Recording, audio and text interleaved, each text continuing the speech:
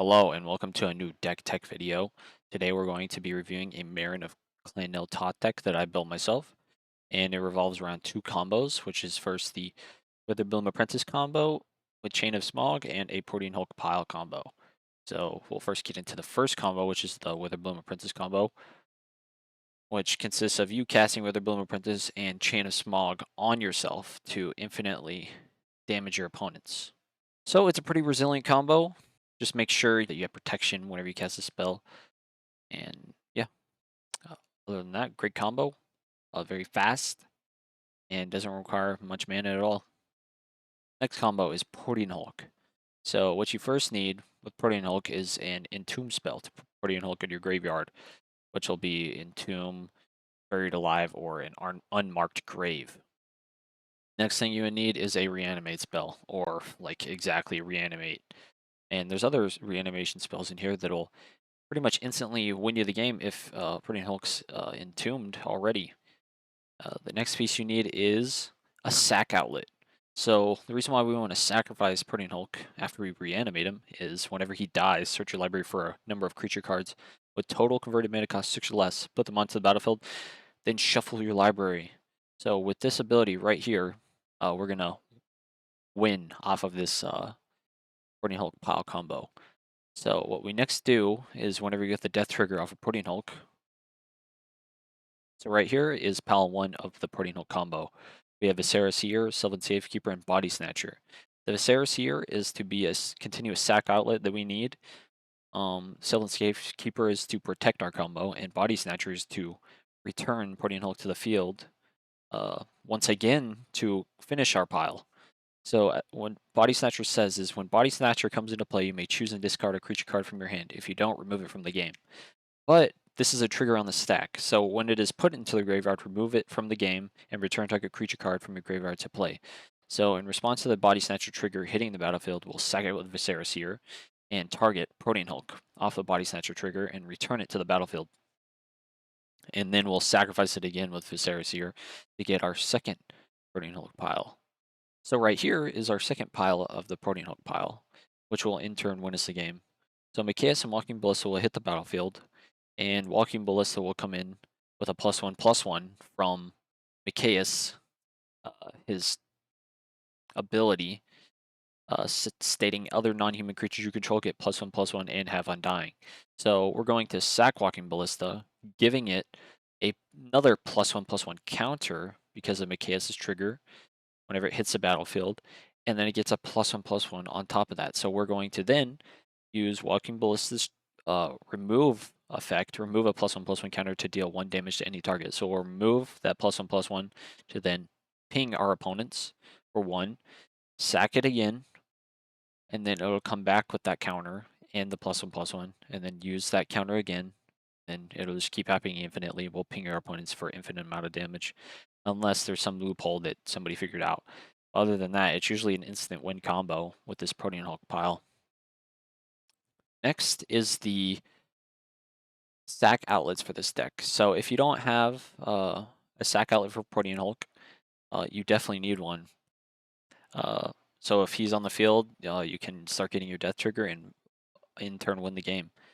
So we have Phyrexian Tower, which sacks it for a black, which can be ramp. And with Meren as our commander, we can return creatures continuously from our graveyard because of her experience counters, so it's not that big of a deal. With Carrion Feeder, we can sacrifice it to make it bigger, but we don't really worry about that.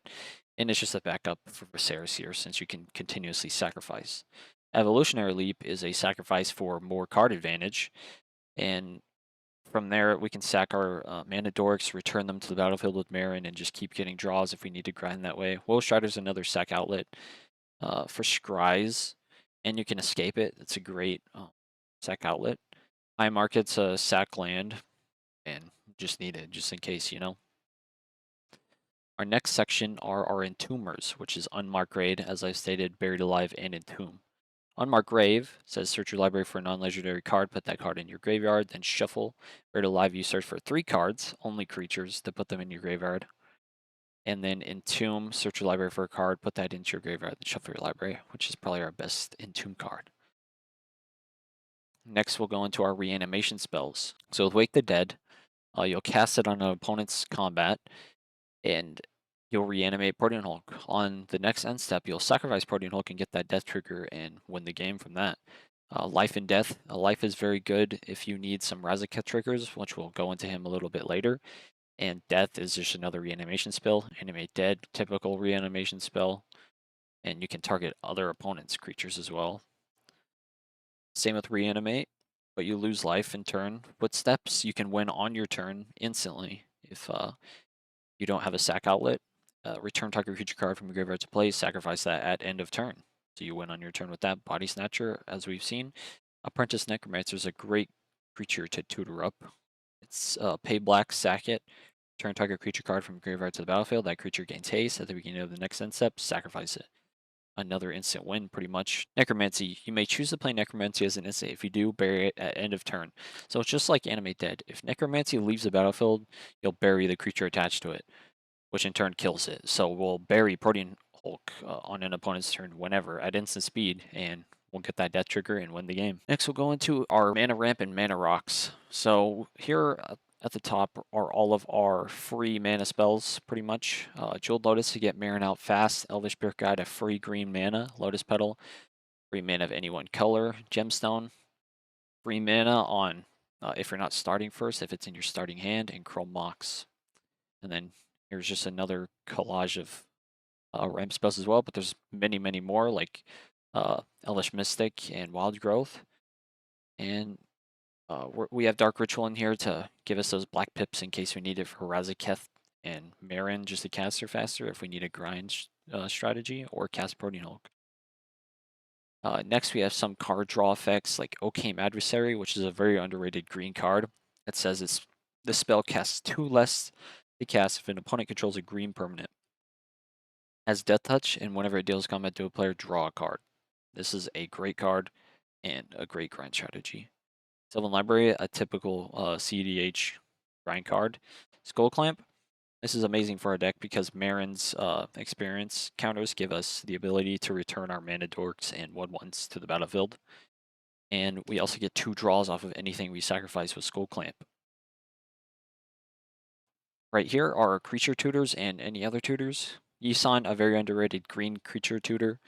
If we need to eventually assemble our combo without Protean Hulk, we can use Yisan to do that, and we can sacrifice it with Meren to return it and reset his counters if we need to. And it's just a very good way to get certain creatures we want onto the field. Vampiric Tutor, very casual. Eldritch Evolution, very good for this deck. Sacrifice a creature to get a higher creature, and then with Meren you can return that creature to your hand or battlefield. Next is Green Sun's very typical Worldly Tutor, Diabolic Intent, another sacrifice creature. And then Court of Calling to get a creature onto the field with at instant speed, pretty much, because we can do it on an opponent's end step. Wishclaw Talisman, Monic Tutor, and Finale of Devastation, a potential win card if the game gets really grindy and goes on for a long time. Next, right here are some of our interaction pieces. We have Nature's Claim to target artifacts and enchantments, Assassin's Trophy, any permanents. Candler's Transformation to stop pesky commanders.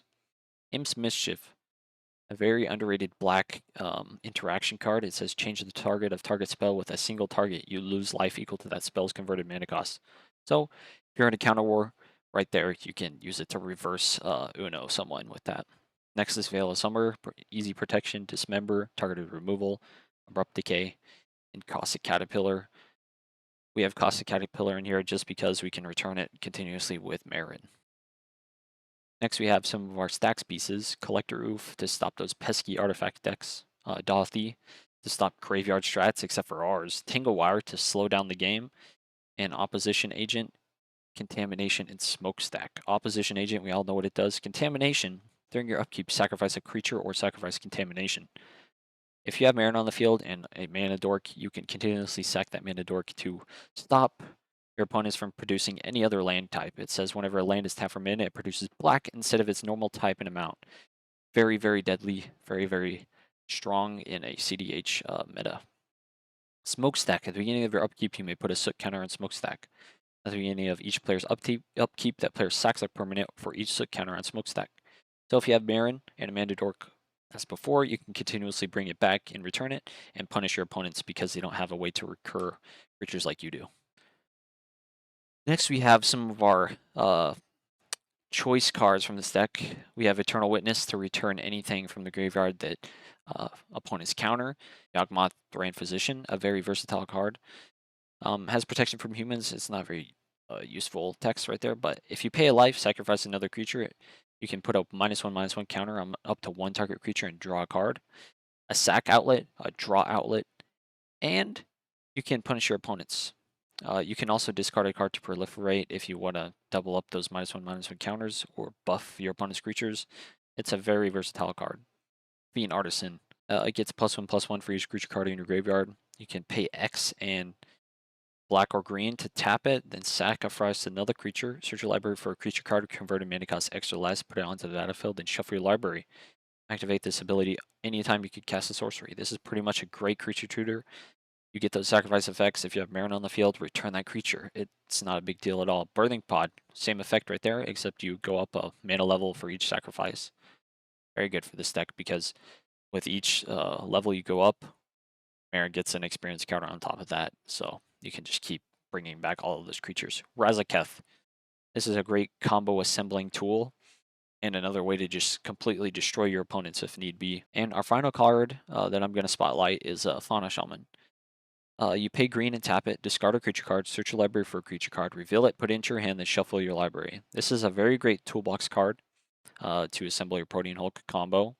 So what you would do first is to activate her, discard a creature, search your library for Protean Hulk. Then what you would do is activate her again on the next turn, pitch Protean Hulk in your graveyard, and reanimate it.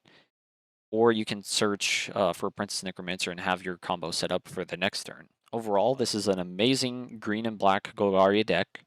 If you ever want to get past stacks, or if you're into more grindy and resilient strategies, I would go for Meren without a doubt. This is an amazing deck. This is the deck I first started with. And if you're ever wanting to get into CEDH, this is what I would recommend without a doubt. And I'll have the deck link posted in the description. And if you have any questions, just leave a comment and also leave a like if you enjoy the deck tech. And I'll catch y'all next time.